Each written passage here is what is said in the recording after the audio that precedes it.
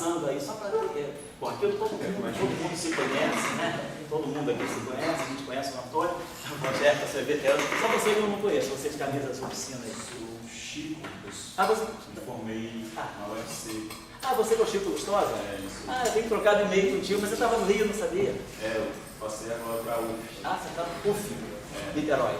Tá legal. Eu tenho um colega da UC atrás. Entendi, então tudo bem. Se você estivesse lá no Ceará, tem um rapazinho de lá que está correspondendo comigo, Alexandre. Ele estava aqui na escola. Alexandre Refrem. É um novinho. Sabe quem é, né? Sei quem é. Eu pensei que você estivesse lá também. Bom, então todo mundo aqui se conhece, todo mundo já sabe quem é quem. Bom, então a ideia desse grupo aqui vai ser a seguinte, né? Young News e gravitação quântica. Então a ideia é esta. Tem alguns cursos nossos que foram só Young News, que estão gravados e estão disponíveis nos servidores aí. Agora com as listas formadas dos seus cursos, eu vou passar para todo mundo os servidores que tem as aulas gravadas desde 2008, tem também a FrendaNet, que está tudo bem divididinho, porque eu não vou fazer um curso assim, ensina só de Young News. Eu vou dar Young News, mas eu vou enfatizar mais no aspecto da gravitação. Então, claro, vamos fazer uma revisão de Young News, vamos começar do nada, mas eu não vou fazer certos detalhes que estão em outros cursos que foram só de Young News. Tem um curso de 2008, eu acho que tem um curso de 2010 também, e aí algumas coisas podem ser olhadas. Esse curso aqui, a ideia vai ser enfatizar as simetrias através da origem geométrica. Então a gente vai tentar ver que está praticamente tudo no espaço-tempo. Então nós vamos construir a teoria de Young News a partir de informação do espaço-tempo, não do grupo em si, do grupo interno em si. Então, mais ou menos vai ser esse o programa. E aí nós vamos trabalhar um pouco o Spin 1 para começar a aquecer o motor. O Spin 1 é o Young News por excelência, né? Vamos começar com o Spin 1, introduzir matéria, e depois que a gente fechar o Spin 1, vamos fazer o Spin 2. E aí a gente vai, a partir da formulação de uma teoria para Spin 2, a gente vai chegar na gravitação, aí a gente vai derivar. A ideia vai ser sempre usar a argumentação de campos. Então a gente vai construir a geometria a partir dos campos. Nós vamos fazer uma formulação de geometria a partir da geometria riemanniana, introduzir conceitos de transformações de coordenadas e princípio da equivalência. Nós não vamos fazer a formulação geométrica usual da relatividade, vamos fazer o contrário, vamos partir da teoria de campos, e aí a gente vai ver que a geometria vai saindo do próprio campo. Então vamos construir a teoria de gravitação dessa forma. E aí a gente vai falar dos spin 3 meios, que é o caso do gravitino. Então, que é a supersimetria. A gente tem, vamos dizer, 3 tipos de simetrias de gauge aí. Eu queria botar aqui as teorias de gauge que a gente tem importantes, né?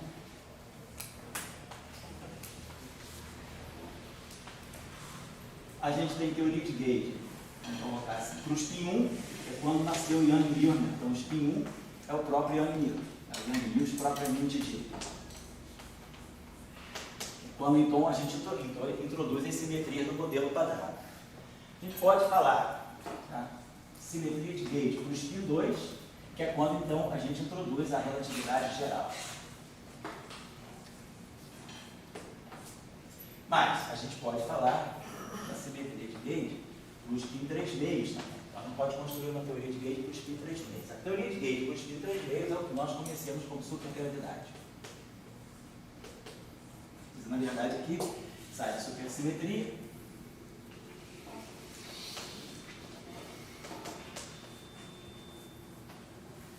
Que é, na verdade, a supergravidade.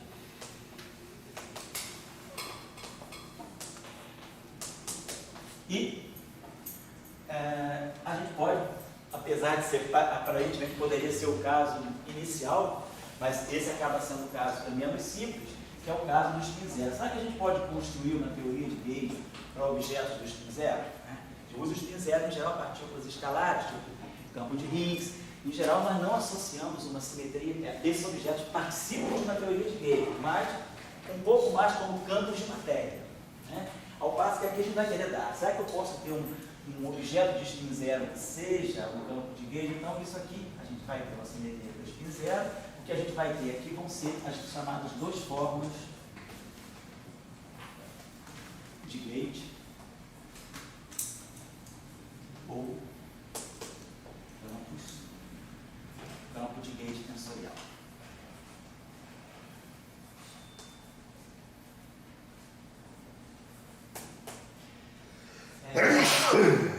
conhecido também um pouco na literatura como o campo de Kremer, Scherf, Kaub, Ramon. Vou botar só as iniciais, é Kremer, Scherf, Kaub, Ramon.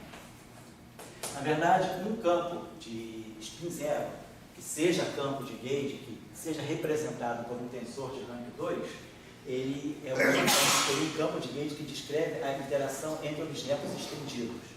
Então, esses campos aqui, eles descrevem a interação entre partículas multiformes. Então, a gente está supondo que a gente está falando de partículas que têm uma carga, pode ser o elétron, pode ser um quark, uma carga que pode ser carga eletromagnética, pode ser carga de cor, não importa. Alguma carga, algum número quântico associado a alguma simetria, essas partículas são multiformes, elas descrevem linhas do universo, e essas partículas interagem trocando esses objetos, que podem ter spin 1, spin 2, spin 3 meio. No caso do objeto de spin 0, trocado, quando eu tenho quanta associados a campos de gauge tensoriais, na verdade eu não estou mais descrevendo uma partícula multiforme, eu estou descrevendo uma partícula estendida que, ao se propagar, não gera mais uma linha do universo, gera uma superfície de universo.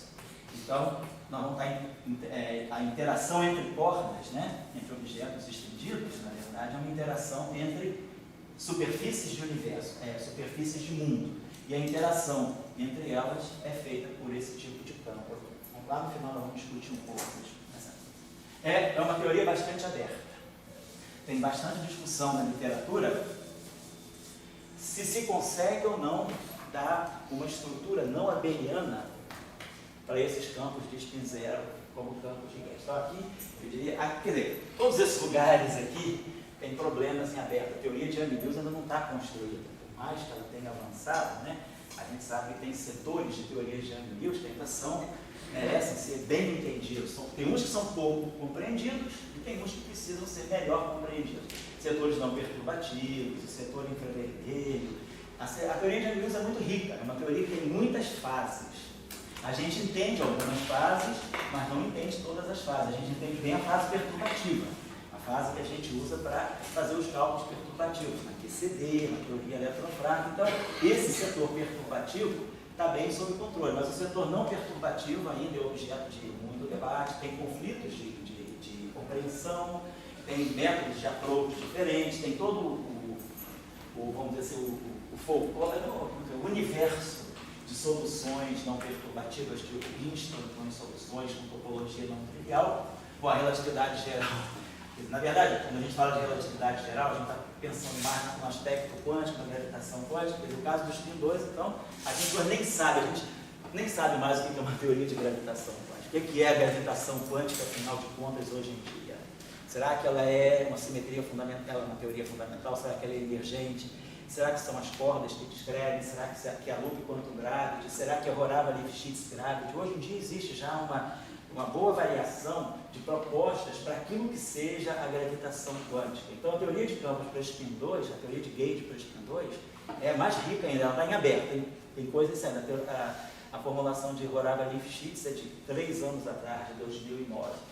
Houve uma efervescência grande em 2009 até 2011, agora a atividade está já numa fase mais assim, de um decaimentozinho, não exponencial, um decaimentozinho polinomial. Mas está um pouquinho mais, tem menos interesse, mas é uma outra formulação também. Então tem várias formulações na teoria de spin 2. A teoria de spin 3 vezes é a supergravidade, que é a base de lançamento para supercordas, mas também tem vários problemas em aberto aqui, muitos problemas interessantes em aberto. Recentemente saiu o trabalho agora, coisa de 3 meses atrás, reavivando algumas questões que estavam sepultadas da supergravidade, a questão da renormalização, da regularização a ordens mais altas. Então, todos esses aqui não se sabe nem direito se pode ou não construir uma teoria de Young-Mills. Será que esse campo aqui ele só pode existir na versão abeliana ou ele pode ter versão não abeliana? Existe uma discussão na literatura. Então, existem diferentes abordagens para poder ver o aspecto não abeliano desse campo aqui. Então, bom, e claro, para spin maior do que 2 ninguém sabe nada, porque a gente não tem spin maior do que 2, a situação é completamente aberta. Só se sabe com o spin maior do que 2 se ele estiver livre, mas uma teoria para campos de spin maior do que 2 em alta interação, por exemplo, quando eu digo que está em aberto, né, saber o que é o spin maior do que 2. A gente sabe quais são os campos, tem propostas até de modelos livres, né, mas a questão que está em aberto é como construir interações. Saulo, você queria fazer uma observação aí? Pois é, não, uma dúvida. O que o senhor chama de fase de uma teoria e dentro da fase, quando é que qual limite vai ser a fase perturbativa ou não? Fase de uma teoria, pois é, uma teoria pode ter várias fases. A fase perturbativa, que é o regime, que a constante, se supõe que você está em altas energias. Altas energias, o que a gente sabe das teorias de Young-Mills é que o grupo de renormalização, quando a gente calcular a função beta no curso de PED2, a gente vai ver que em geral, a teoria de Young-Mills, a constante de acoplamento, ela cai com a energia, ao passo que na teoria de Maxwell, né, a constante de acoplamento ela tende a crescer com a energia, no caso daquele. Então, a constante de acoplamento ela corre com a escala de energia. Então, você pode ir para regiões onde a constante de acoplamento tende a zero. E aí você pode fazer teoria de perturbação. Agora, você está em regiões também onde a constante de acoplamento explode, ela fica muito grande, você já não pode mais fazer o regime perturbativo. Aí você pode lançar mão de propriedades, né, como dualidade, por exemplo, para poder fazer mapeamentos entre setores diferentes de uma teoria. Então, uma teoria de campos, ela, por exemplo, você pode ter a QED, ou uma teoria de Young-Mills, na fase em que a simetria é exata, não é quebrada. Mas, de repente, você pode ter a mesma teoria de Young-Mills em que ela é espontânea de simetria. E aí já é uma outra fase da teoria, aparece massa, gerou um gap de massa. A teoria já tem uma característica completamente diferente. Então, as teorias de Young-Mills, elas têm fases diferentes. Fase confinante, fase não confinante, fase perturbativa, fase massiva. Quando você tem a transição de fase, que quebra a simetria. Então, a simetria pode estar exata, pode estar quebrada.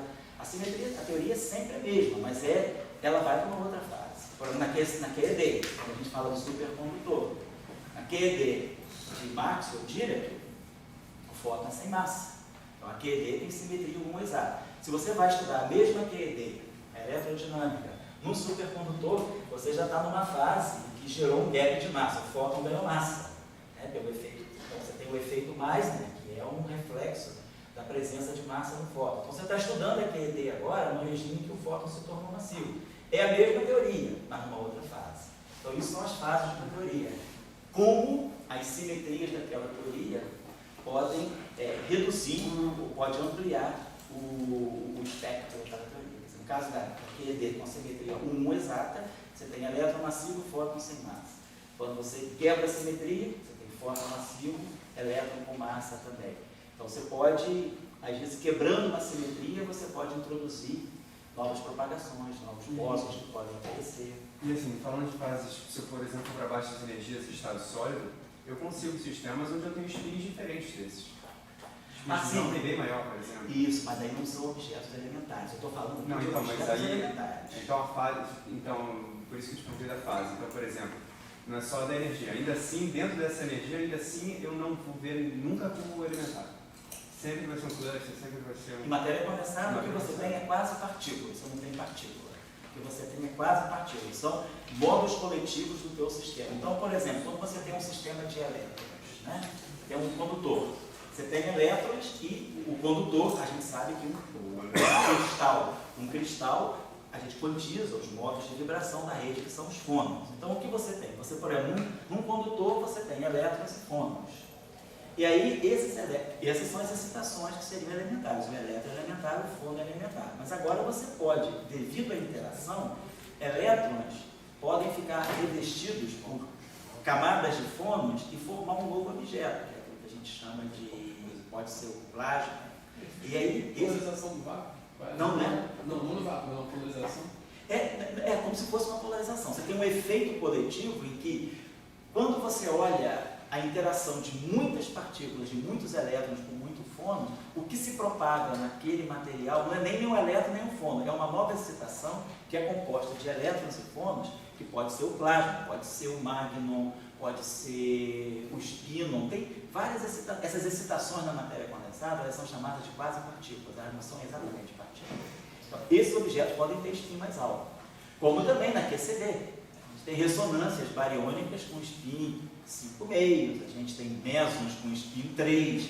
Spin maior do que 2 existe, mas é tudo composto de quark, não é mais partícula elementar. Nós estamos colocando aqui objetos com spin entre 0 e 2, mas que sejam objetos elementares, partículas elementares, sem composição interna. É isso que deu Isso. Eu fui educado numa época que era a coisa mais importante que uma teoria era a consistência interna. Sei. Eu acho que uma teoria tem três coisas. O conceito físico, né? A consistência interna e a fenomenologia. Mas, digamos, a consistência interna era mais importante que o conceito físico, talvez na época do Einstein, o conceito físico fosse mais importante, e a fenomenologia é o que a LHC tem que buscar depois. Então, eu te pergunto assim, consistência interna. Sempre falamos quatro coisas. Uma, invariância de gauge, outra, localidade, outra, Covariância de Lorentz. Covariância de Lorentz. Bom, daí a renormalizabilidade, unitariedade. Sim. Será que você poderia nos dar como é que você sente? Porque, vamos dizer, por que o Higgs é importante, na minha opinião?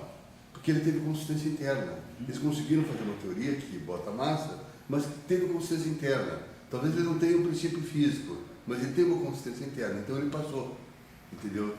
Hoje em dia eu já começo a ver muita teoria que começa a aparecer e que já não se quebrou, talvez. Isso era uma coisa de uma época. É claro que ela continua, mas me parece que hoje é mais fraca essa... Não, eu diria que se a gente, depende do que a gente está falando. Se a gente está falando de física de teoria de campos, para física de partículas e para as interações fundamentais, a gente está pensando que a gente vai ter que obedecer a certos requisitos de consistência interna.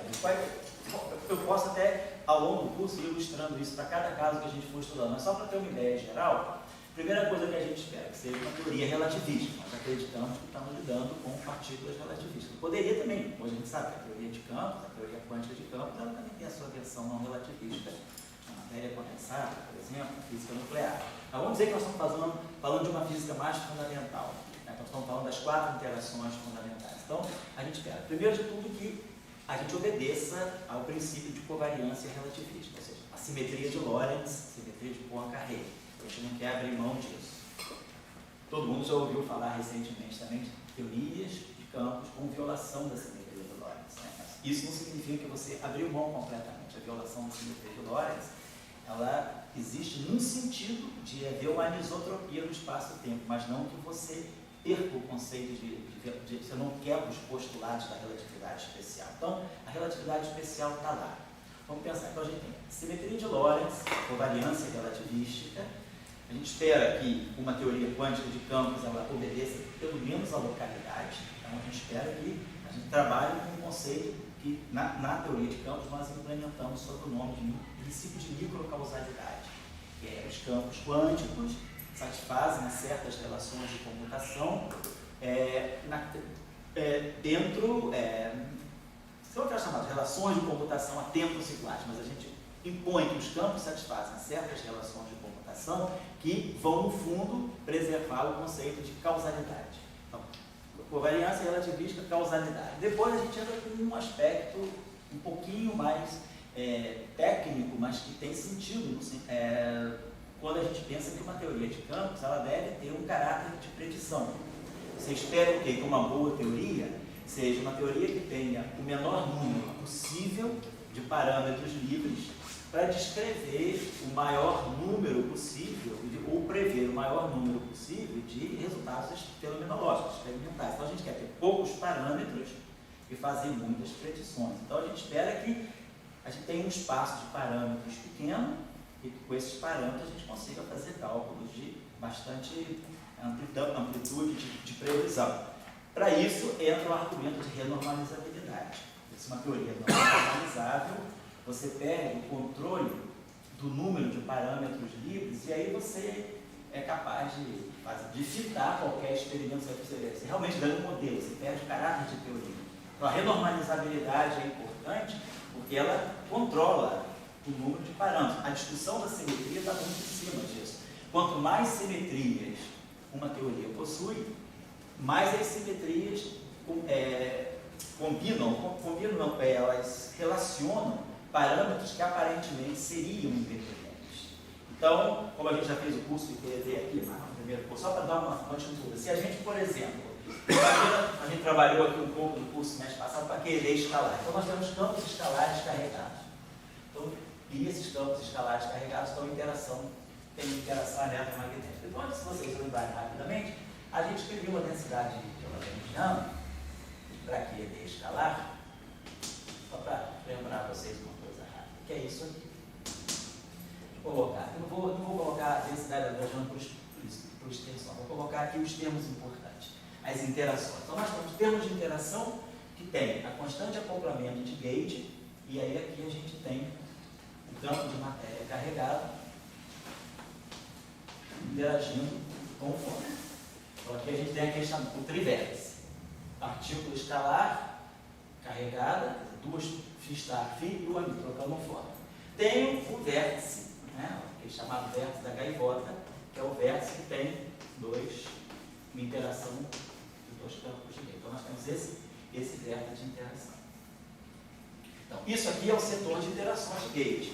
A gente tem uma interação, constante de acoplamento E aqui, e essa interação tem constante de acoplamento E2, portanto, não são constantes de acoplamento independentes. Se eu não tivesse a simetria de gate, aqui poderia ser uma outra constante de acoplamento.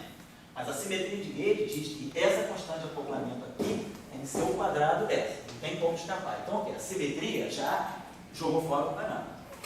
E, por argumentação de renormalizabilidade, nós vimos que a QED escalar, ela pede uma interação que é completamente não gate. Ela pede uma interação desse tipo aqui. Os quatro escalares possam ter uma interação. E aí a gente introduz aquele termo que é uma parte lá do potencial de... Então, a argumentação de renormalizabilidade me introduz uma nova interação que a simetria de gate não produz. Ela não passa pela simetria. Ela é invariante de gate, mas aquela constante de acoplamento, ela não sente a simetria de gate. Isso se eu tenho só aqui QED escalar. Mas se agora a gente vamos produzir, que simetria eu posso colocar em cima disso, por exemplo? Então, se nós, por exemplo, pensamos que isso está dentro do cenário supersimétrico, imagina que eu agora quero colocar QED dentro de uma ambientação supersimétrica. A supersimetria é uma simetria a mais. O que a supersimetria vai fazer? A supersimetria vai trazer para cá a constante de acoplamento de gate. Então, uma simetria a mais eliminou uma outra constante de acoplamento. Então, o fato de ser teoria de gate e de ter supersimetria faz com que haja uma constante de acoplamento só, quando poderia haver três distintas. Então, o papel das simetrias, muitas vezes, é reduzir o espaço de parâmetros. Aí, claro, se você tem uma teoria com um único parâmetro, isso é bom. Isso a gente ajuda a dizer, bom, eu vou conseguir calcular muitos processos com um parâmetro só. Aí eu uso algum processo para fitar esse parâmetro, uma vez ele fitado, a partir desse valor, eu posso agora calcular, fazer previsão para muitos processos. É o que você espera de uma teoria, que ela te reproduza alguns fatos e que você use depois desses fatos para prever coisas que a teoria não tinha visto ainda, fazer novas previsões. Então, o papel da simetria é justamente reduzir o espaço do parâmetro. Então, está colocando a questão da renormalizabilidade. Então, o exemplo da QED escalar é interessante porque o argumento de renormalizabilidade, ele de uma certa forma conspira contra a teoria. Ele obriga você a introduzir na descrição um novo acoplamento que a simetria de gate não impõe. Então, a simetria de gate não contempla. E aí ele é invariante de gate, sim, mas você pode colocar o parâmetro lambda que você quiser. Aquela interação não sai diretamente da simetria de gate. Então a renormalizabilidade aumenta o teu espaço de parâmetro. Isso é ruim. Mas aí se você coloca sobre a simetria, você mostra que esse parâmetro, na verdade, tem que ser a constante de acoplamento de gate também. E aí, quanto mais simetrias você põe, então, a gente espera que a gente vá reduzindo cada vez mais o espaço de parâmetros e tendo cada vez todos os acoplamentos relacionados por o mínimo número de constantes de acoplamento. Então, isso é um argumento de renormalizabilidade. Então, a gente falou da covariância de Lorentz, falou da microcausalidade, falou do espaço de parâmetros, da renormalizabilidade, e estamos falando agora da unitariedade. O que a gente espera de uma boa teoria de campos é que ela tenha uma matriz S unitária que a gente tenha uma compatibilidade com o conceito de uma interpretação probabilística da mecânica quântica. Então, com isso, né, a gente teria esse conjunto de critérios, a gente fala, eu espero gerar uma teoria compatível. Foi isso que aconteceu, a história de Yang-Mills vem daí. Que é, como a gente vai começar a colocar na aula de hoje, a gente vai escrever o spin 1. Mas aí a pergunta da gente é, como é que o spin 1 interage com a matéria carregada? Ponto 1. Ponto 2. Como é que o spin 1 interage consigo próprio? O fóton, na eletrodinâmica visual, ele não tem auto-interação. Mas na Yang-Mills, a pergunta é, se eu quiser construir uma teoria para fótons e auto-interação, o que eu posso fazer? Respeitando covariância de Lorentz, respeitando causalidade, respeitando renormalizabilidade e respeitando unitariedade. Yang-Mills, ele aparece como uma resposta a esses quatro requisitos. Então, a questão da consistência, vamos dizer, desse curso aqui, que é um curso mais de caráter formativo, né? A gente está aprendendo coisas fundamentais, eu acho que não vamos abrir mão desses requisitos de consistência. Claro que depois que você está mais independente, já, né, pode transitar por outras coisas, você pode fazer uma teoria talvez menos apertada, né? Menos vinculada. A gente sabe, né, que por muitos anos não se abria mão da renormalizabilidade. Na década de 90, o Weinberg, inclusive no livro dele ele mostra como é que você também pode tirar o lado bom das teorias não renormalizáveis. Então, às vezes, abrindo mão de alguns desses requisitos que apertam muito a teoria, você pode também ainda, sabendo caminhar, né, em regiões espinhosas, você consegue construir uma teoria razoável para certos efeitos, mas é sempre uma teoria limitada, uma teoria efetiva. Então, é um pouco essa discussão. Ao longo do curso, nós vamos sempre colocar essa questão. Até que ponto a teoria, para o spin 2, eu consigo construir uma teoria renormalizável para o spin 2? Esse programa está aberto até hoje, é o programa da gravitação. A única resposta que veio positiva nesse sentido é a resposta da teoria de cordas.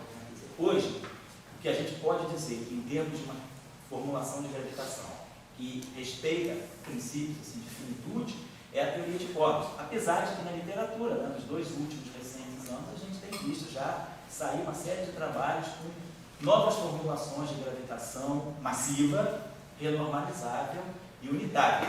Então, a gravitação também, ela começa agora a entrar um pouco num regime de talvez poder compatibilizá-la com a unitariedade, com a renormalizabilidade. A discussão de construir uma teoria quântica de gravitação renormalizável e unitária, essas duas coisas sempre se conflitavam ao longo dos anos 70, dos anos 80, entrou a supergravidade para melhorar a discussão e a teoria de cordas para melhorar mais ainda. Então, a questão da renormalizabilidade, da unitariedade numa teoria de spin 2 é uma questão ainda delicada. Então, esses argumentos de, vamos dizer assim, de construção de uma teoria consistente vão ser sempre importantes para nós. Para nós, a gente vai estar sempre, mesmo que seja no primeiro momento, né, tem que aprender regras, né, quando a gente está aprendendo a vida. Né, a gente é pequeno, o pai da gente ensina os 10 mandamentos, um monte de coisa. Depois a gente abre mão de vários deles, né? Mas a gente também não precisa se tornar um bandido, porque abre mão de alguns dos mandamentos, né? Então, um pouco aqui, o cara vai dizer, poxa, todo dia de manhã eu tenho que dizer teoria renormalizada, a teoria Lorentz invariante, a teoria causal, a teoria renormalizada, a teoria unitária, a teoria predizível. Todo dia de manhã você levanta e faz essa oração. Tá, tudo bem. Depois, no certo tempo, tá, pô, não dá mais para fazer nada, não posso fazer física assim. Aí você começa a abrir mão dessa. Aí você fala, bom, eu posso abrir mão da renormalizabilidade sem me tornar um proscrito? Eu posso abrir mão da unitariedade sem estar violando princípios fundamentais? Você começa a ver, a negociar com os princípios, né? E fazer uma teoria que, essa teoria, ela abre mão disso, mas ela só vale até esse limite. Tudo bem, ela não é renormalizável, mas também eu não vou fazer física além de um TeV com ela. Eu só vou fazer física com ela até 500 GeV. Ah, não, essa teoria aqui, eu abri mão da unitariedade, eu não consigo passar da escala de unificação com ela. Então, você começa a abrir mão de certos princípios e colocar a tua teoria em regiões de interesse teu. Agora, você quer fazer uma teoria fechadona, que seja tudo, talvez só a teoria de cordas, mas mesmo assim, não está provado que é tudo. Essa questão das altas derivadas, como é que entra isso? Essa questão é uma questão, ela pode entrar, ela soa bem como uma teoria efetiva, como uma teoria fundamental, não é óbvio. tem já, mais recentemente, você deve estar inclusive, né, com a literatura, né, Jefferson, na mão, mais recentemente apareceram alguns modelos de teorias de gravitação com derivados superiores que são renormalizáveis e unitárias, mas Tem discussão de que ajustes. tem um artigo recente, desculpa. Pode falar, não, por favor. Um artigo recente que eles mostram que exatamente quando eles conseguem unitariedade, eles pedem a renormalização. Esse discurso, essa briga entre renormalizabilidade e unitariedade para teorias de gravitação, ela tem sido eterna desde o início da década de 70. Então, mas são os princípios que o Dória levantou. Aí, Jefferson se tornou superstar. Uma das pessoas, né? Bom, se pudesse filmar a plateia, é bom os colegas. Não, é legal que Claro. a gente tem que começar a dar uma vida aí. Qual é teu time? Então, sorriso aí, Martim, o cara de. Você é flamenguista? Essa barba ruiva aí. Eu lá, esse teoria do Vega tem 3+1. Sei. Eles ficaram felizes, foram unitários, Pois é. Agora são um artigo recente que é uma história de fabricação. Sei. Exatamente no ajuste dos parâmetros que conseguem a unitariedade. Tem Parece perto a renormalizabilidade.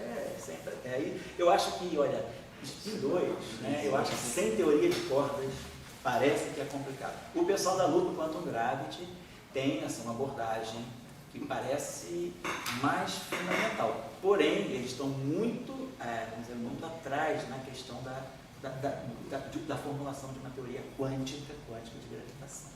Isso não é spin-fogo. Essa discussão do spin-fogo, Loop Quantum Gravity. Pois é, isso aí, o programa ainda está muito...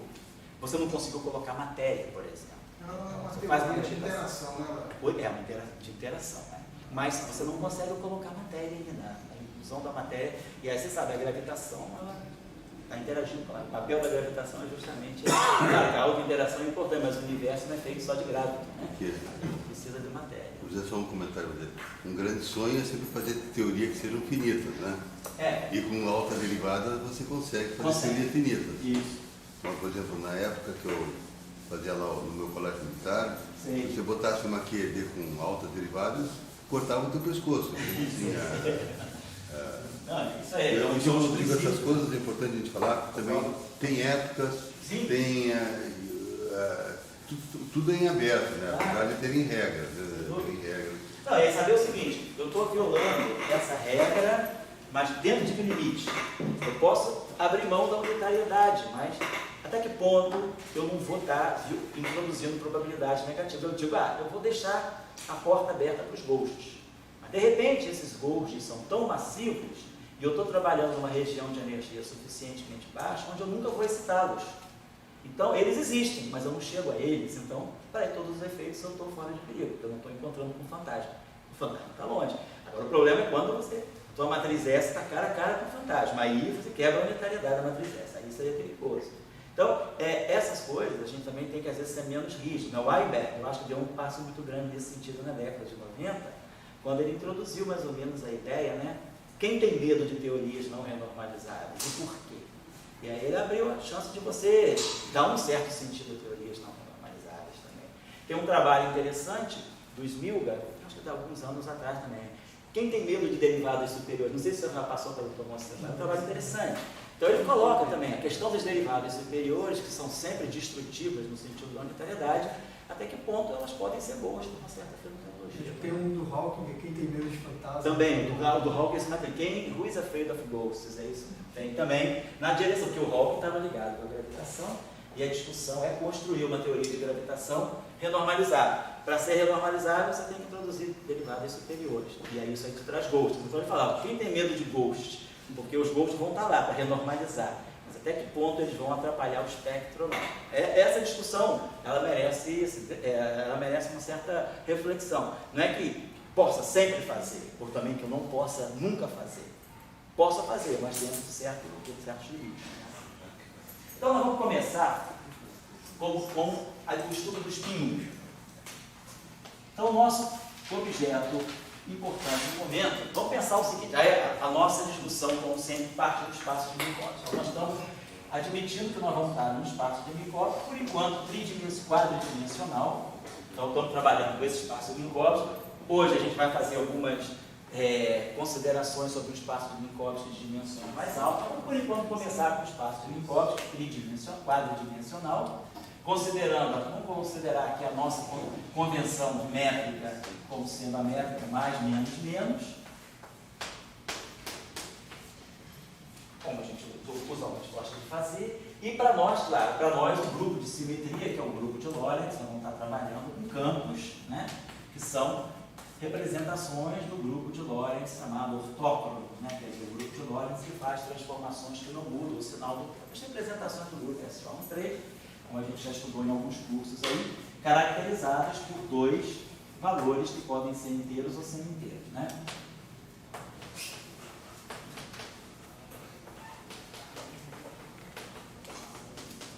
Então tá lá. Representações do grupo de ortócrono. Oi? Ortócrono. Esse é o de ortócrono. Então, são as representações do grupo de Lorentz. Nós já sabemos que as representações de puro spin, então a gente sabe que os modos de spin contidos numa certa representação, né, eles estão nesse range aqui, então desde I menos J até I mais J. Esse spin que eu estou colocando aqui é o spin ligado ao setor espacial, ao grupo SO3. É o spin da mecânica quântica, é o spin de rotações, do grupo SO3, do SO2. Bom, então, por exemplo, a gente sabe que a representação mais simples, né, a representação trivial do grupo de Lorentz é a representação escalar.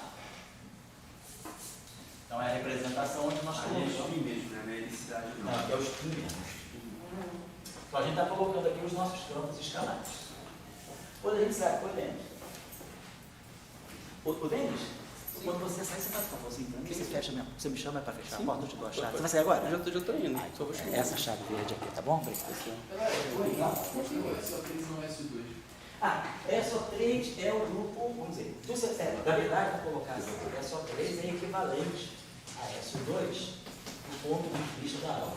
É que os campos de natureza tensorial, vetoriais, os campos bosônicos, eles se transformam segundo SO3, os campos fermiônicos segundo SO2. No fundo, o grupo fundamental é esse. Esse aqui é o grupo fundamental. Daqui eu gero os espinores, dos espinores eu gero escalares, vetores, tensores. Normalmente nós falamos do grupo SO3 porque ele é um grupo que está associado ao setor espacial mesmo no espaço dos micróbios. Mas é claro que o grupo SO3 ele tem a retaguarda coberta pelo grupo SO2. Então, na verdade, eu para mim prefiro, na verdade o grupo é o SO2. Então, a representação escalar então, ela só tem spin zero. Aí depois nós temos as duas representações fundamentais. A representação meio zero, que é onde nós colocamos os chamados fermions left-handed, né? Essa representação dos fermions de vai ao left-hand, vão chamados de Ki alfa, ou não? Desculpa, se for perder tempo, você pode falar. Depois. Travei nisso que ele perguntou do porquê que é o SO2. Eu fiz a explicação, mas não lembrei porquê que ele. Quando a gente define as rotações, a gente define direto em SO3. E aí as rotações, elas fazem as transformações de vetores e tensores bosônicos, objetos que tem spin inteiro. Quando eu quero falar, eu quero ver se tem uma representação mais também, não foi? Mas na verdade quem roda o spin semi-inteiro é o SO2. Você mostra que o SO3 e o SO2 têm a mesma álgebra. A álgebra de dos dois é a mesma. É comutador de LI com LJ e Epsilon JK, LK. A álgebra é a mesma. Mas, do ponto de vista da rotação, esse espaço aqui, esse grupo aqui tem representação bidimensional. Esse aqui não. Esse aqui começa com representação ou singlete, unidimensional, ou tridimensional. Ele pula a representação. Deixa eu fazer uma pergunta para ver se eu entendi assim que você falou. Se, por exemplo, eu pegasse a representação, se eu pegasse a base para o SO3, as componentes de spin seriam partículas, as projeções seriam partículas diferentes. O SU já vai juntar tudo. Não. Se você pegar o spin 1, menos 1, 0 e menos 1, as três polarizações do spin 1 estão aqui dentro também. São três polarizações Só que do dentro, mesmo mas objeto. Ele veio com três partículas diferentes. Não, ele veio com outro objeto. Ele veio com três componentes do mesmo objeto. A discussão que está, a bipartição que tem entre SO3 e SO2 é que aqui ficam os bósons e aqui ficam os fermions. As transformações fermiônicas são feitas por matrizes do grupo SO2. Quer dizer, porque a gente tem isso aqui. Se eu pegar um vetor de SO3, a lei de transformação dele é essa aqui, R, I, J, VJ. Se eu pegar um tensor de SO3, T' e J, RI, capa RJNTK. Qual é a propriedade dessa matriz R? Essa matriz R é tal que o inverso dela é o seu transposto. Ou seja, essa matriz aqui tem determinante 1. Então, essa matriz aqui, ela pertence ao grupo SO3. Nós sabemos que tem a seguinte relação. Se eu pegar uma transformação R, vamos agora pegar o seguinte. Eu consigo, só para lembrar rapidamente. Ele é transposto? Aqui é o transposto. Nós conseguimos fazer o mapeamento desse espaço aqui. A gente consegue colocar, por exemplo, né? Temos três, estou falando de SO3, então tem três coordenadas. Eu posso pegar um vetor e dar ao vetor uma representação matricial. Sei que o meu vetor, ao invés de expandir uma base de três versores, eu vou expandir na base das matrizes de Pauli. Então essa matriz aqui é uma matriz hermitiana. Esse vetor tem componentes reais, essas três matrizes são hermitianas, então eu estou falando isso aqui, eu estou criando esse vetor matriz aqui. Estou pegando um vetor e estou colocando em forma matricial. V3 menos V3, V1 menos IV2 mais IV2. Certo? Então, isso aí é a versão bidimensional de um vetor. Quando a gente faz uma rotação nesse espaço, essas componentes se transformam. Então, mas só que nesse espaço eu estou no espaço de matrizes 2x2. Então, essa matriz R, que está no espaço tridimensional, ao transformar esse vetor, quer dizer, quando essa transformação acontece no espaço de vetores, no espaço tridimensional euclidiano, automaticamente eu tenho uma transformação correspondente. Eu vou ganhar um V', que vai ser V' e sigma I. Só que, então, eu espero que esse V', como ele é uma matriz, ele se transforma em outro tipo de matriz. Vai ter uma matriz aqui, S, V, S menos 1. Isso vai ser o meu V'. E aí a minha pergunta é, essa matriz está fazendo a rotação desse vetor quando eu transformei esse vetor para uma forma, para o espaço das matrizes euclidianas. Em vez de adotar para o vetor a notação vetorial, eu pego as componentes dele e crio uma matriz hermitiana 2x2, com base nas matrizes de Pauli. E aí, as rotações que são feitas no espaço, elas têm que ser traduzidas agora para a nova linguagem, que é essa linguagem aqui. Então, tem uma matriz que faz esse trabalho para nós. Aí sim, essa matriz que está aqui, a matriz S, a gente mostra, então, a partir disso aqui, a gente mostra que essa matriz satisfaz essa condição. S, atuando como uma matriz de Pauli. S é menos 1, isso aqui é o RJ, sigma J. Então, essas matrizes aqui, elas transformam as matrizes de Pauli usando as matrizes de rotação do espaço tridimensional. Eu faço uma relação entre o espaço das matrizes hermitianas 2x2 e o espaço tridimensional, o espaço tridimensional real, euclidiano. Essa matriz S aqui, então a gente mostra através dessa relação aqui, a gente mostra que essa matriz é unitária e essa matriz tem determinante 1. Então a gente mostra que essa matriz aqui é uma matriz de S2.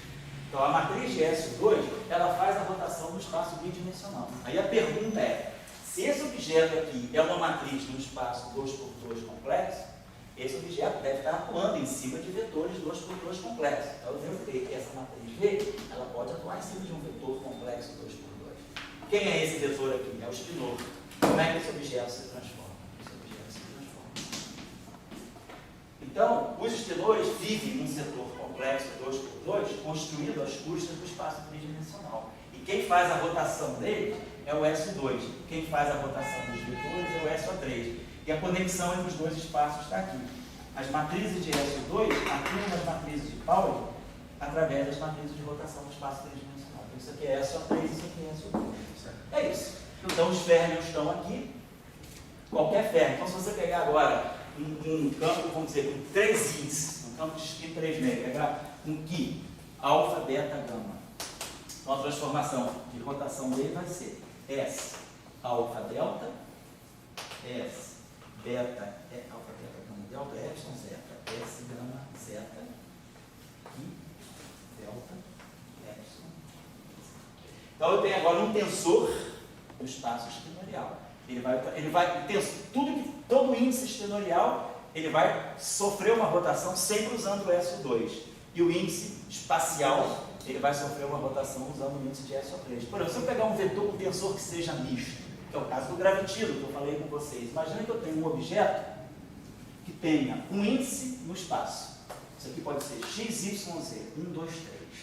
Mas esse índice aqui é espinorial. Isso aqui pode ser 1, 2. Então, eu tenho um objeto que é misto, ele tem um pé no espaço euclidiano e o outro pé no espaço dos Cauchy, no espaço complexo auxiliar.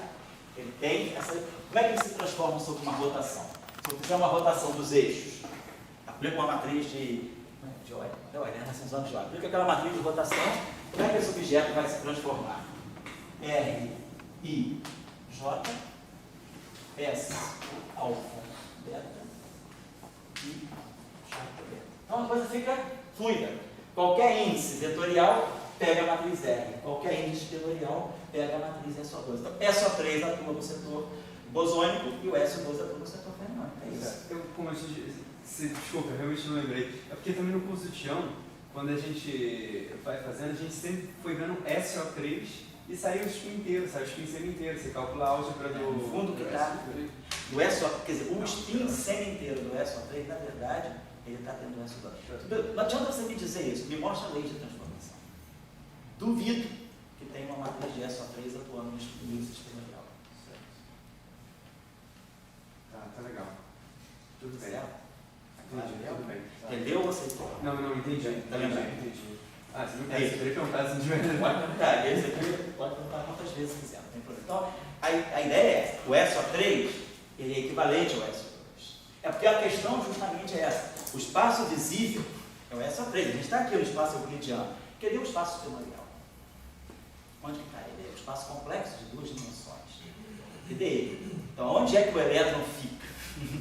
O elétron está aqui, no nosso mundo, mas a função de onda dele não está aqui. Entendeu? Uma partícula, se eu pegar, sei lá, uma posição, pega uma partícula que está se movendo, eu sei as coordenadas de posição dela. Mas se essa partícula, eu estou fazendo mecânica de uma partícula com spin, eu tenho uma partícula que está se movendo, um certo momento, uma certa posição, mas ela tem um spin. Então, a posição e o momento da partícula estão aqui no SO3. Mas o spin da partícula, ele está rodando em outro espaço. Então, se eu fizer uma rotação dos eixos tridimensionais, o momento, a velocidade, as coordenadas vão mudar com essa matriz.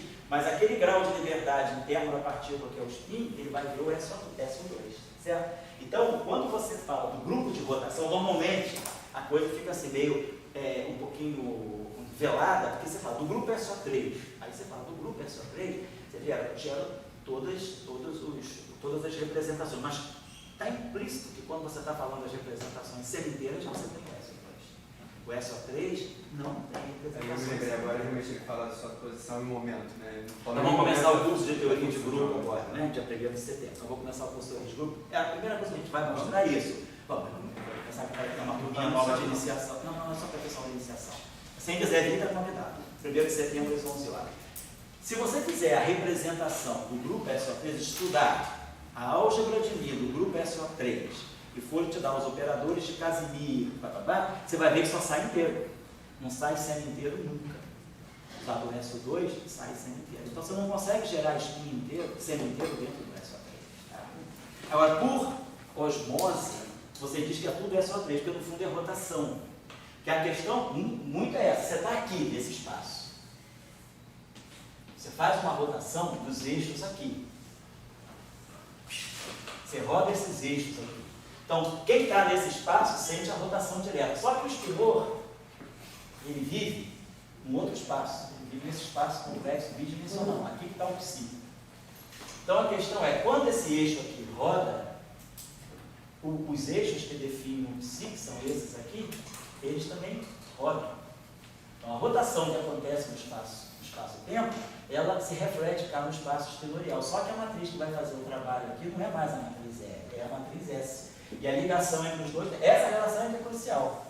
Essa relação é que mostra que quando você roda no espaço tridimensional, você também roda no espaço bidimensional. É o que liga SO3 com SO2. Certo? Tá bom. A quem não está muito seguro com isso, a gente vai estar fazendo essas discussões todas de novo.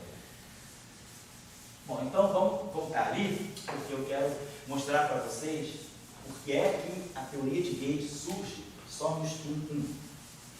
Então, o spin meio é aquela representação que a gente chama right-handed, que é onde a gente coloca os antineutrinos. Aqui ficam, por exemplo, os neutrinos,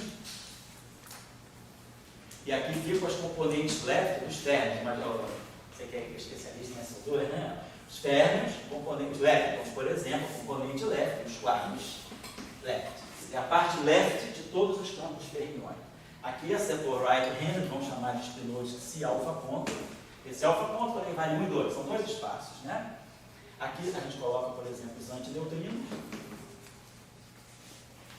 E aqui a gente coloca os férmions right, os leptons right, electron right, bull right, tal right, e os quarks right. Então, essas são as representações dos férmions, né? Não assim. Depois, a gente pega essa representação. Meio zero, soma direta com 0,5. Foi o que a gente usou quando construiu a equação numerária. Então, quem mora aqui, aqui a gente tem um férmion quadridimensional.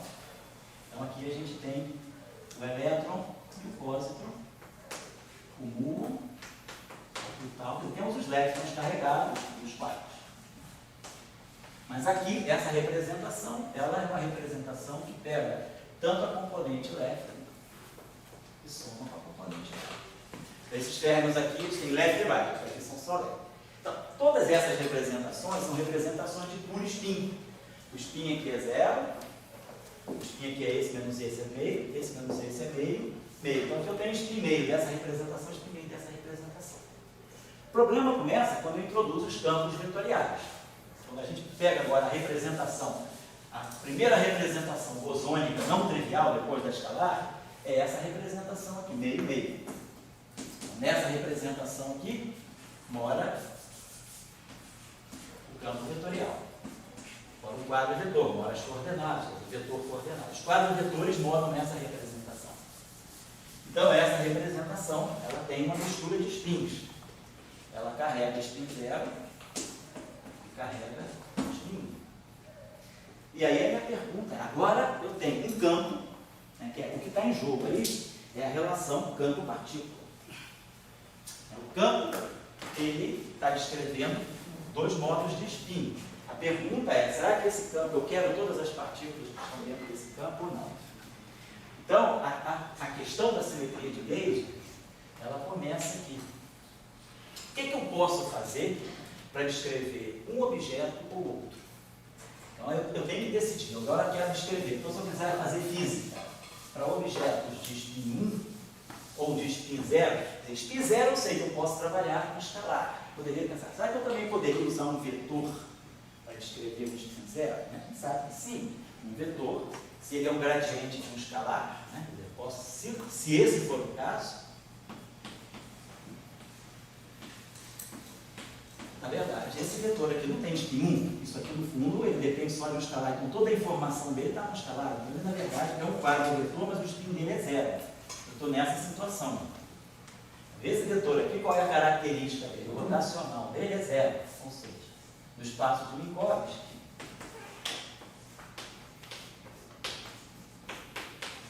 se eu colocar isso aqui, essas coisas se cancelam, então esse vetor tem rotacional nulo.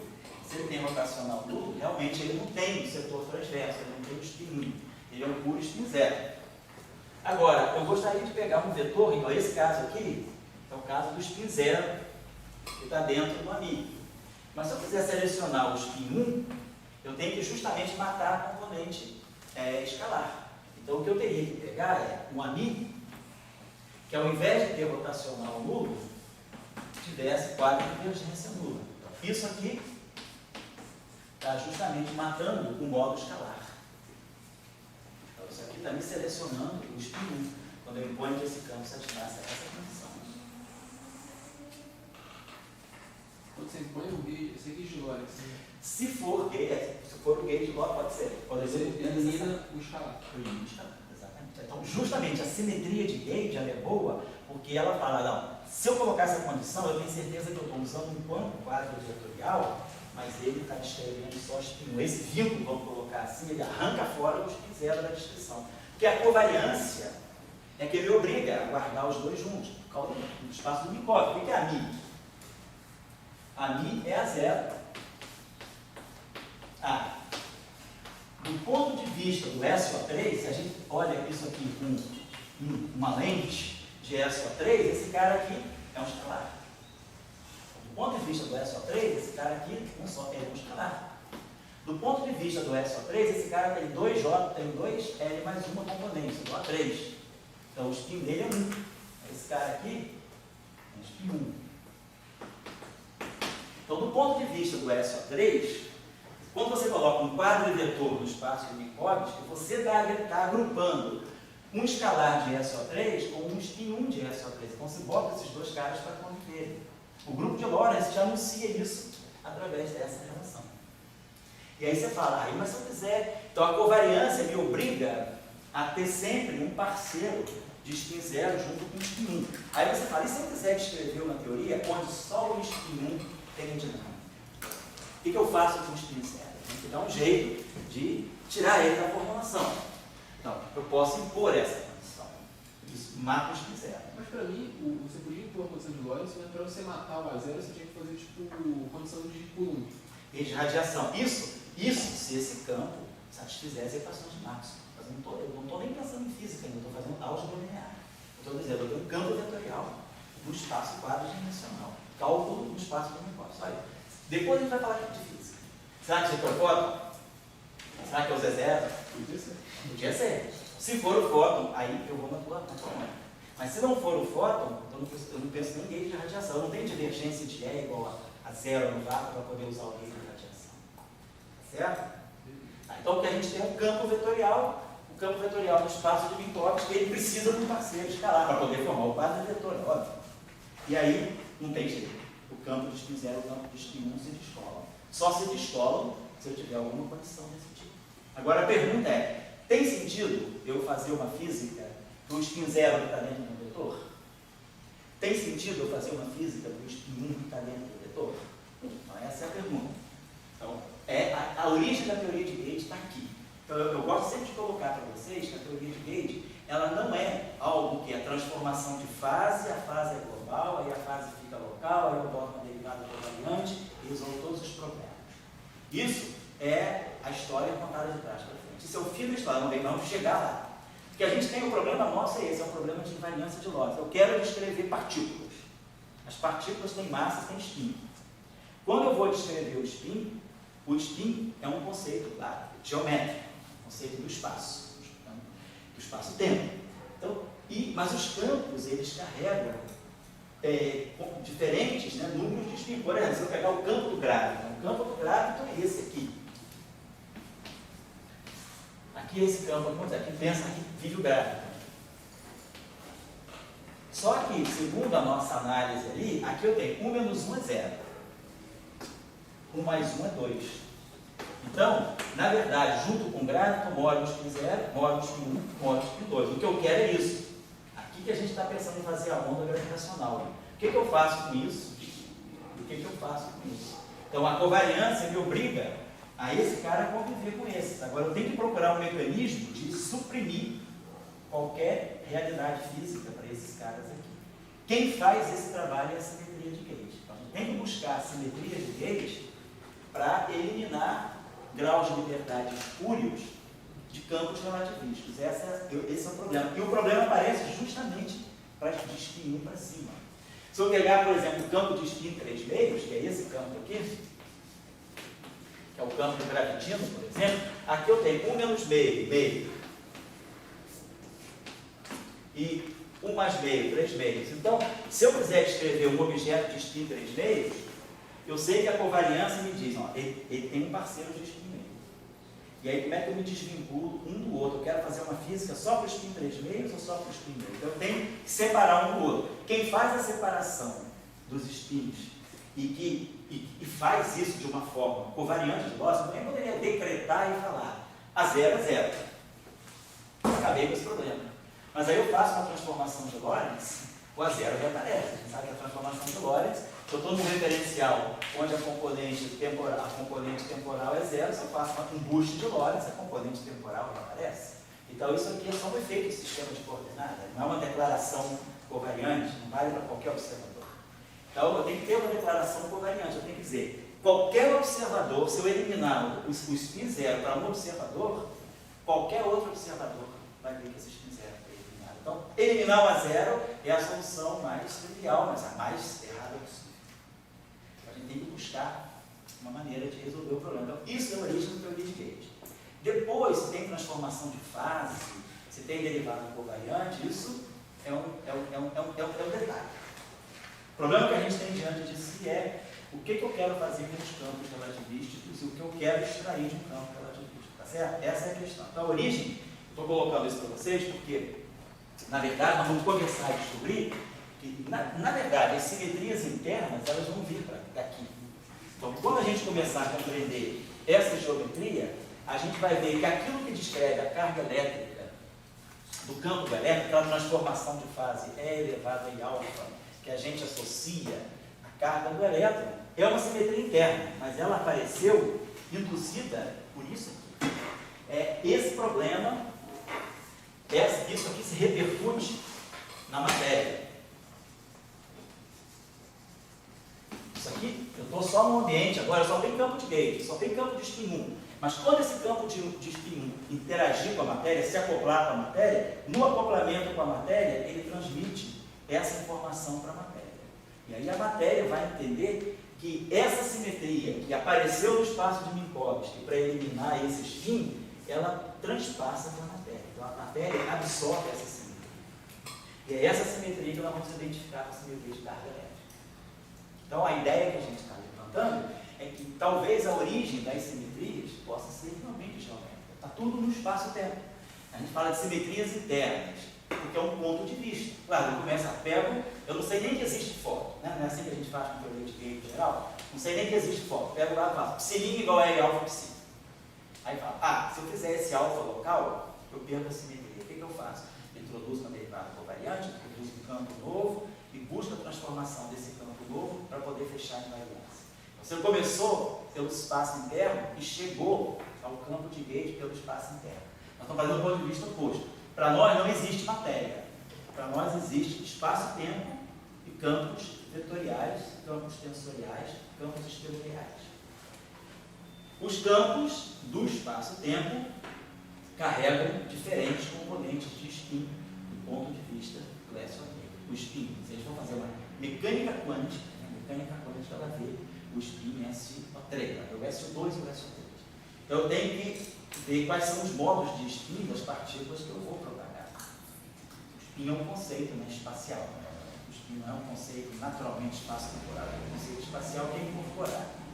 Daí, covariantemente, daí eu tenho que criar um princípio que me quebre as cadeias de spin. Por exemplo, na gravitação, eu tenho que buscar um princípio que mande esse cara embora, manda esse cara embora. Quem é que faz isso na gravitação? É a transformação geral de coordenadas. Aqui, na supergravidade, o que eu preciso fazer? Eu preciso mandar embora esse spin meio. Quem é que faz isso para mim? A supersimetria. Então, a supersimetria, ela aparece como a simetria natural de Gauge dos spin 3 meios. As transformações gerais de coordenadas, elas aparecem como a simetria natural do spin 2. E as transformações de Young e Mills vão aparecer como as simetrias naturais do spin. Então, a ideia da gente é pegar os campos, separar os spins, e pela separação dos spins a gente vai ler simetrias. Com isso a gente fechou o curso. Daqui para frente é só casos especiais, mas a ideia do curso é essa. O que a gente está colocando como linha de pensamento nosso é a construção das simetrias internas a partir da discussão geométrica de quem são os campos que vão mediar as interações. Certo? Pode falar. Quando você elimina o spin zero ali, você usa o DNM igual a zero. Isso. Só que para mim, vamos dizer assim, rudimentariamente falando, isso significa só que antes eu tinha 4 componentes sem restrição nenhuma. Então eu incluo uma condição para ter uma dependente das outras. Isso. Assim, essa redução do spin zero é literalmente uma contagem de grau de liberdade? Também, mas tem mais coisa do que isso. Você precisa, contagem dos graus de liberdade, usando a simetria e também depois usando uma equação dinâmica. Você vai dizer, esse campo se propaga por. Porque aqui eu não estou fazendo física, eu estou fazendo por álgebra. falei contigo. Aqui eu não tenho equação de Maxwell, não tem nada. O que eu tenho um campo, uma função de Tx no espaço de Minkowski. E eu estou impondo uma condição sobre ela. Agora a pergunta é, esse campo a mim, qual é a equação dinâmica que ele satisfaz? Ele satisfaz uma equação de onda? Que tipo de equação ele satisfaz? Equação com duas derivadas temporais, uma derivada temporal? Ele satisfaz uma equação de Schrödinger? Satisfaz uma equação de onda? Que equação ele satisfaz? Aí isso é que vai regular depois os graus de liberdade. O grau de liberdade ele é a soma final das simetrias com as equações de campo. É isso que fica. Porque, na verdade, o grau de liberdade, quer dizer, quando você tira aqui que ponto, que P é DL, D que é ponto, então você tem duas coordenadas generalizadas associadas a um grau de liberdade. Você tem o Q e o B. Mas se acontecer o P não ser independente do Q, então você aí tem um espaço reduzido de grau de liberdade. Então é importante você consultar o Lagrangiano para poder tirar informação sobre o momento canônico e aí saber se você tem realmente o grau de liberdade certo ou não.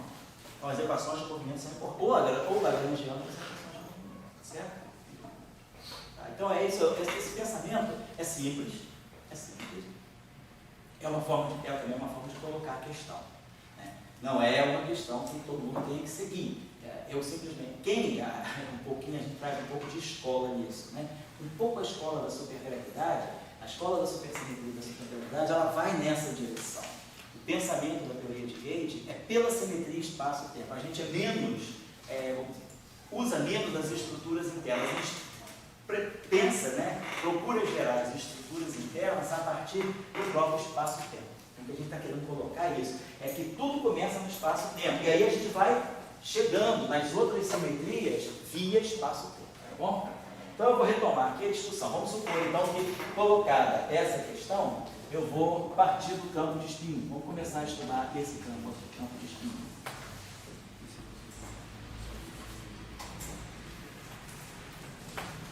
Vamos tentar pegar o cenário, nem colocar o espinho, vamos colocar um campo vetorial. Eu estou no espaço de Minkowski e estou pegando um campo vetorial que pertence a essa representação. Essa é a minha premissa, estou partindo disso.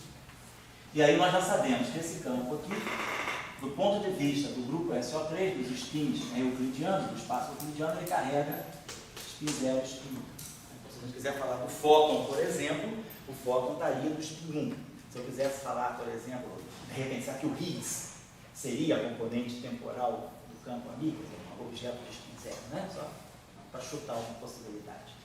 Então, nós já sabemos, aí eu vou fazer recurso aí a coisa do nosso curso passado de eletromagnetismo, e no espaço de Minkowski, nós temos os chamados projetores, que retiram desses campos as componentes devidas. Nós temos o chamado projetor longitudinal,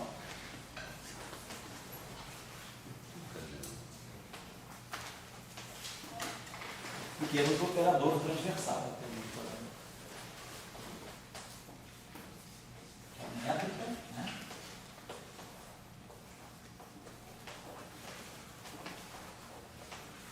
A gente sabe que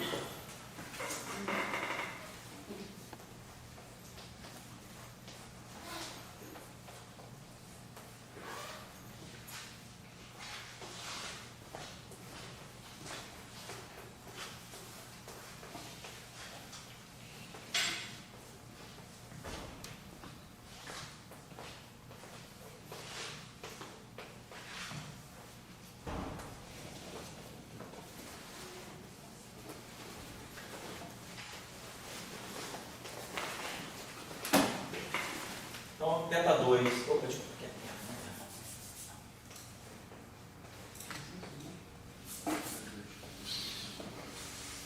θ2 é θ, ômega 2 é ômega e θ ômega é zero. Θ e ômega são ortogonais. Oi, Dória. Já.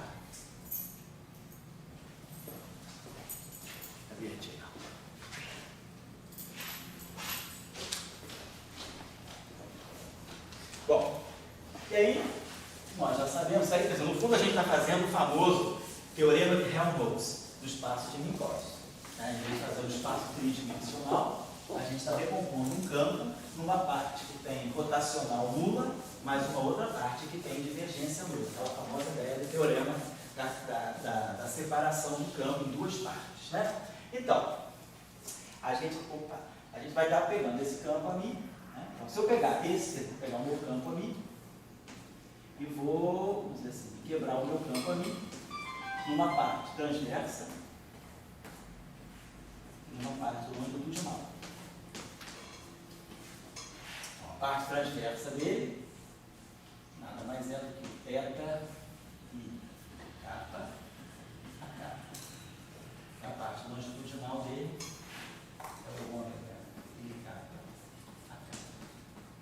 Então, no fundo, o que eu tenho aqui é dmi sobre lá lambert-iano de kappa a kappa, que é a divergência do lado aqui. Essa componente, ela pegou a divergência do campo, que é a parte escalar do campo. A divergência é uma coisa escalar, então é aqui que está o spin zero. Então, esse objeto aqui tem rotacional nulo. Se eu pegar dmi do A longitudinal mi menos dmi do A longitudinal mi, isso aqui é zero. Então, esse campo tem rotacional nulo, a parte longitudinal do campo. Então, o rotacional do A longitudinal é zero, então a gente entende que realmente o spin zero está ligado com a parte longitudinal. Aqui, se eu tirar a divergência, se eu pegar o dmi do A transverso mi, isso aqui é zero. Então fica claro que o spin 1 é a parte que tem divergência nula. Então, a parte escalar foi segregada aqui. Aqui a parte transversa.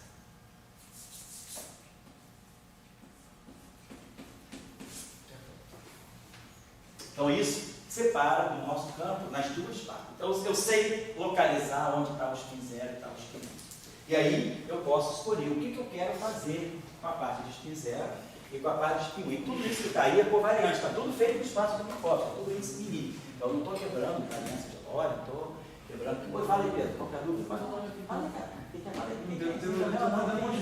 Jogou na França, aí tomou muito vinho, embriagado.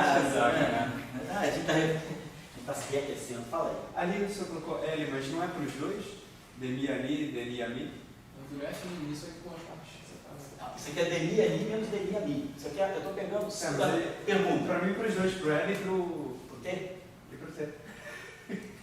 Agora eu te digo, faz esse exercício. Você sabe, você está com preguiça. Aí é preguiça de fazer. Faz aí no intervalo. Tá, beleza. Tu sabe, cara. Mas você não sabe o que eu fiz ou você não sabe fazer? Você sabe fazer. Mas pensa bem, olha. Você fez isso em elétrico? Não importa se eu fiz ou não fiz. Raciocínio. Esse campo aqui não tem parte longitudinal? Você não está pegando a parte longitudinal? Certo. Qual é a característica É o rotacional e o isso. Agora o restante fica pessoal. Não, é verdade. Entendeu? Vou pegar isso. O que é a notação da derivada visual? Aqui? Isso. Essa ajuda de mi. Só para colocar para você, toda vez que a gente tiver contração, né, a mi, demi, muitas vezes eu prefiro colocar o contínuo para indicar o produto escalar no espaço do hipótese. É só uma questão de notação. Não, é por isso. A gente faz isso, divergência de A. Para copiar aí do div de A, a gente muitas vezes não faz isso no espaço aqui de A, mas a gente faz isso. Então a gente traz a mesma coisa para o espaço do hipótese. É só isso. Mas é demi a mi, pega todas as componentes. Muito bem. Então, chegando lá, a gente está querendo entender o que acontece quando eu separo o spin 0 do spin 1 e quero estudar uma física, uma propagação. Quer dizer, vamos dizer, pega a partícula do spin 0. Vamos dizer que a nossa partícula do spin 0 se propaga. Vamos já declassar ela desde o início. Suponhamos o seguinte, eu quero construir, então eu quero dizer o seguinte, eu tenho um objeto que tem spin 0, quero construir então o setor de spin 0, quero fazer uma cinemática, quero estudar a propagação de um objeto que tenha spin 0 e massa nula. Quero pegar como se fosse fóton, né? Um objeto parceiro, sabe? A gente sabe que o fóton não tem spin 0, então vamos dizer, eu quero saber o parceiro do fóton. Né? Se eu pegar uma partícula relativística de spin 0 e massa de repouso, pode chegar, vai. Então, a gente sabe, o spin 0 é a parte longitudinal. O fato da massa ser nula, nós sabemos que o operador da Lambertiano, né, o significado dele é 1 sobre C2 de T2 menos Laplaciano. Então, no espaço dos momenta, né, esse operador aqui é menos ômega 2 sobre C2 mais kappa 2. Isso aqui é a versão transformada de Fourier da Lambertiana. Se isso aqui é onda, isso aqui é radiação. Se eu faço a conexão